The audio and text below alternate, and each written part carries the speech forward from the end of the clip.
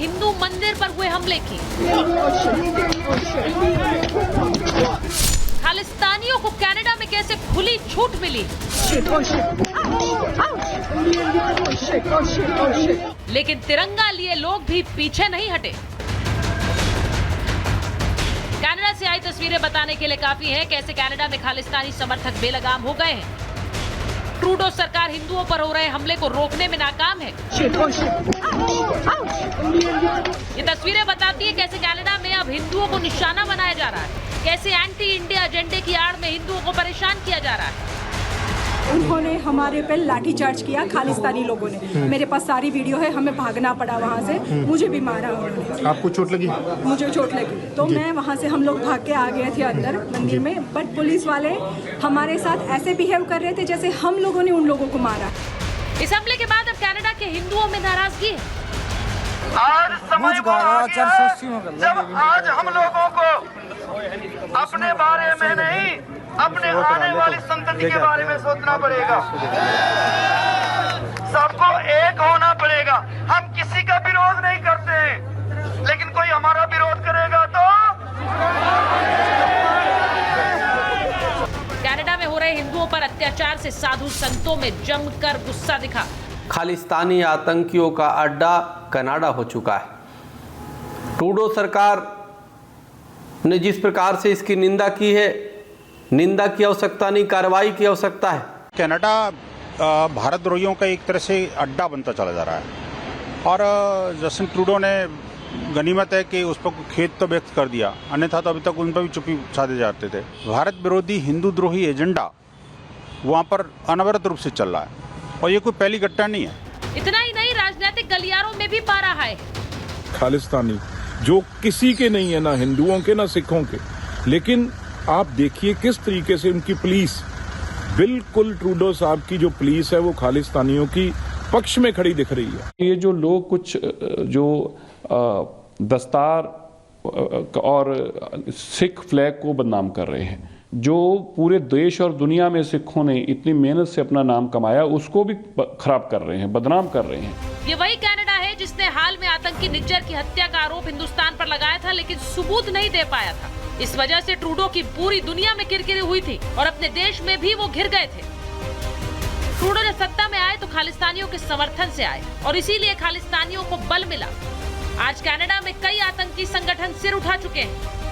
Babbar Khalsa international, Sikh for justice, Khalistan tiger force, ISYF संगठन, ये सभी आतंकी संगठन कनाडा से संचालित हो रहे हैं।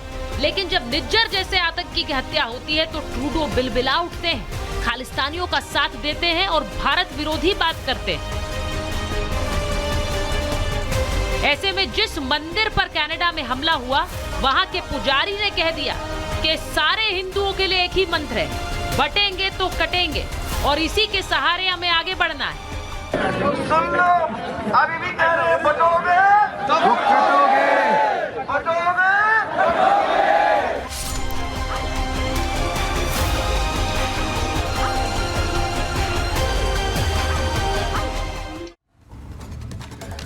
और मेरे साथ महाभारत में जो मेहमान है, परिचय आपसे करा देती हूँ। मेरे साथ बीजेपी के प्रवक्ता अरविंदर सिंह लवली जुड़ रहे हैं। हमारे साथ जुड़ रहे हैं फॉर्मर एम्बेसडर दीपक वोहरा, जिनको आप स्क्रीन पर देख सकते हैं। आचार्य राज मिश्रा स्टूडियो में हमारे साथ हिंदू धर्मगुरु हैं। प्रेम कुमार जी वरिष्ठ पत्रकार है। परमिंदर सिंह सेठी जी हैं, राजनीतिक विश्लेषक हैं।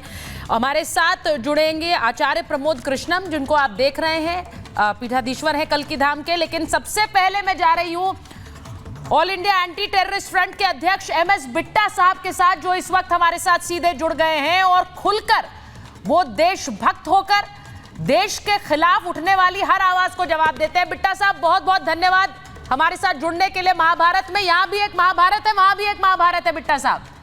और आपने देखा कैसे मंदिर में हमला हुआ है, वहां हिंदुओं पर हमला हुआ, खालिस्तानी झंडे लेकर नारे लगा रहे हैं। ये हो क्या रहा है? इनका इलाज क्या है बिट्टा साहब?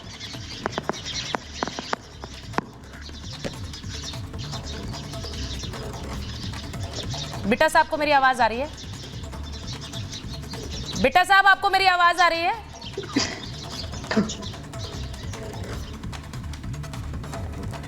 बिट्टा साहब को मेरी आवाज जाए, जरा कोशिश करिए कि मैं उनके पास शुरुआत कर सकूं, लेकिन मैं पहले फिर अरविंदर सिंह लवली जी के पास जा रही हूं। लवली साहब, हम जिस तरह से देख रहे हैं पिछले दिनों में भारत और कनाडा के बीच जिस तरह से तनातनी रही है, जिस तरह के निराधार आरोप ट्रूडो सरकार ने लगाए हैं, सबूत उसके नहीं दे पाए, लेकिन इस तरह की हरकतें तो सीधे सीधे वहां रह रहे हिंदुओं की एक तरह से खतरे में डालती है। अब वहां भी लोग बोल रहे हैं बटेंगे तो कटेंगे।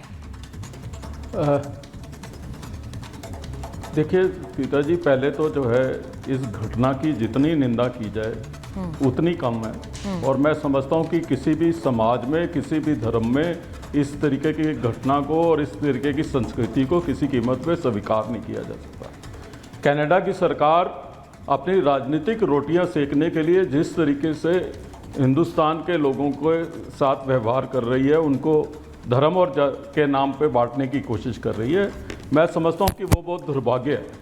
वो सरकार जो कुछ दिन पहले तक ये कहा करती थी कि वो भारत की एजेंसियों के कामों के ऊपर नज़र रखे हुए हैं, आज उनके अपने देश के क्या हालात हैं उस पर जो सरकार नज़र नहीं रख पा रही, तो किस तरीके का प्रशासन जो है वो कनाडा के अंदर जो है वो दे रहे हैं।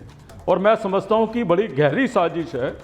ये साजिश इसलिए है कि इसकी आंच कहीं ना कहीं हिंदुस्तान तक पहुँचाने का काम जो है ये करने की कोशिश की जा रही है, लेकिन ये भूल रहे हैं कि ये देश उस संस्कृति का देश है, और ख़ास करके सिख धर्म, जिसको गुरु नानक देव जी ने ये कह के बनाया हो कि हर धर्म और जाति की इज्जत करनी है, अव्वल अल्लाह नूर उपाय कुदरत के सब बंदे। जिस धर्म की संस्कृति ये रही हो कि महाराजा रंजीत सिंह जब राजा होते हैं तो वो हरमंदिर साहब के लिए जितना सोना देते हैं उतना ही सोमनाथ मंदिर जी के लिए भी जो है वो उतना ही सोना देते हैं। ये वो देश है। उस देश के लोगों को अगर कनाडा कि पॉलिटिशियन ये समझते हो कि वो धर्म के नाम पे बांट के कमज़ोर कर देंगे, तो ये बहुत गलत फहमी है उनकी। और हमारे देश के प्रधानमंत्री किसी भी कोने में रहने वाले भारतीय को अकेला नहीं छोड़ते, तो कनाडा में रहने वाले भारतीयों को भी ये हमारी सरकार किसी कीमत पे अकेला छोड़ेगी नहीं, और विश्व पटल के ऊपर कनाडा को मुंह तोड़ जवाब जो है वो निश्चित रूप से दिया जाएगा। और पूरी दुनिया को देखना चाहिए कि एक घटिया राजनीति का स्तर जिस तरीके से कनाडा के अंदर हो रहा है वो ना मानवता के लिए अच्छा है, ना बहुत सारी आवाजें ऐसी उठ रही हैं लवली साहब जो ये कह रही हैं कि अब एक तरह से एक पाकिस्तान बन गया है कनाडा। वहां पर ऐसे ऐसे आतंकी संगठनों का संचालन हो रहा है जो अब कनाडा से ही चल रहे हैं। ये बहुत बहुत डेंजरस ट्रेंड है। मैं एक बार जरा एमएस बिट्टा साहब के पास जा रही हूं जो जुड़ गए हमारे साथ, all India anti terrorist front के अध्यक्ष हैं। बिट्टा साहब, मैं उम्मीद कर रही हूं आपको हमारी आवाज आ रही है। अब मुझे पता है आप एक सच्चे देशभक्त हैं और हमेशा खालिस्तानियों के खिलाफ और हर उस आतंकी आवाज के खिलाफ पुरजोर बोलते हैं जो भारत के लिए खतरा है। ये क्या इलाज है बिट्टा साहब इनका? देखो, मैं वंदे मातरम भाई, मैं अभी गुजरात में किसी गांव में हूँ, मंदिरों से मत्था टेकता हुआ मेरा 6 दिन का कार्यक्रम था, है ना। तो मैं दूर के बाद दिल्ली लौटूंगा। मुझे बड़ा दुख हुआ ये जो घटना हुई। बार बार जब आपसे मेरी डिस्कशन होती है, आपसे मेरी बातें होती है, हम डिस्कशन में बैठते हैं, मैं बार बार उसी लफ्ज पे खड़ा रहूंगा। जब हिंदुस्तान का सिख समुदाय गुरुद्वारा साहब के अंदर इकट्ठे होकर के, मेरी बहनें, मेरी माएं, मेरे बुजुर्ग जब एक होकर मीडिया को बोलेंगे 3 शब्द, हम भारतीय हैं, हमारे गुरुओं की कुर्बानी शहादतों का देश है, हम खालिस्तान नहीं चाहते हैं, हम भूखे नंगे पाकिस्तान के टुकड़ों पे पलने वाले ये खालिस्तानी पन्नू जैसे लोग, हमारा कोई संबंध नहीं। मैं बता दूं बहन जी, कसम खा के भारत मां की कहता हूं, एक के 47 एटम बम की तरह इनको तबाह करके रख देगा। अरे बोलने को कोई तैयार नहीं। अगर लवली जी बोले, मैं बोले, आरपी सिंह बोले तो क्या बोले, हिंदुस्तान का मेरा सिख भाई बोले, मंदिर हमारा सबका है। आप गुरुद्वारा साहब, हरमंदिर साहब में अभी अपना कैमरामैन भेजिए, बाहर खड़े कीजिए। 110 करोड़ हिंदू इस भारत का इस सिख पगड़ी के आगे सिर झुकाता है, मंदिर के आगे सिर झुकाता है।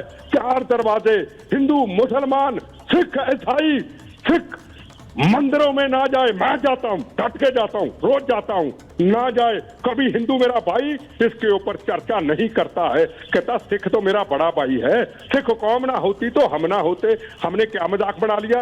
और कई मेरे दोस्त कहते हैं सारे सरदार भाई तो ऐसे नहीं, चुप रहना भी गुनाह है। अगर मंदिरों पे हमला होता है चुप रहना गुनाह है। हिंदू बोले फिरका परस्त, हिंदू बोले आरएसएस, हिंदू बोले बीजेपी, हिंदू बोले नफरत फैलाने वाला, और पगड़ी वाला मेरा भाई कोई ना बोले। ये जो कर्म कर रहे हैं ना, ये कभी किए थे औरंगजेब ने, कभी किए थे बाबर ने, कभी किए थे अजनब गोरी ने, जब सोमनाथ मंदिर पूरे हिंदुस्तान के मंदिरों को तोड़ा था।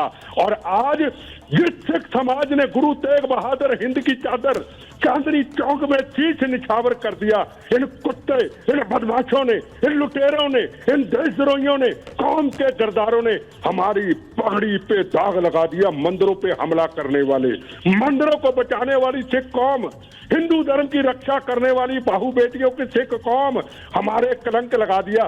तो मेरे हिंदुस्तान के सरदार भाई क्यों चुप रहे? मेरा सवाल है, एक ही सवाल। नहीं बिट्टा साहब आप बिल्कुल सही कह रहे हैं। मैं तो दूसरी बात कहती हूँ, मैं कहती हूँ कि ये जो हमला हुआ है उस पर देश की राजनेता भी नहीं बोल रहे हैं। आप ये बताइए मुझे, आपने कहा कि सिख कौम को सबसे पहले बोलना चाहिए, आप जैसे देशभक्त तो बोलते हैं,